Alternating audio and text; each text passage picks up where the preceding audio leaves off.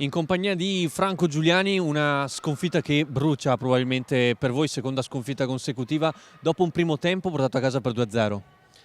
Buonasera a tutti, troppo arrabbiato.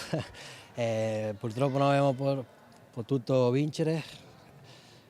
noi dobbiamo vincere, però abbiamo fatto bene, solo nel secondo tempo troppo sbaglio nostro, perché se noi magari facciamo la roba che dobbiamo fare bene, non è Tristi non fa gol, però loro hanno fatto una bella partita, un bel secondo tempo, hanno fatto ordinato e niente, auguri per loro. Forse è mancato un po' di fiato nel finale, dopo essere avanti 2-0, subire la rimonta, pareggiato e poi subire quel 4-3 a 2 minuti dalla fine, forse vi ha tagliato un po' le gambe. Secondo me anche la testa, perché la gamba c'è, ma la testa magari va via quando sbagliamo, vedo che quella lì la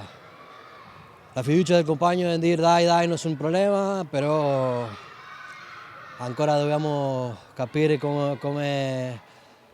fare con quella roba lì, basta, continuare avanti, ancora è un campionato lungo, noi stiamo con la testa in andare a 1, in arrivare al primo quarto e basta, non è un problema perdere, però sì dobbiamo trovare quella soluzione lì per vincere. Grazie mille, buona fortuna.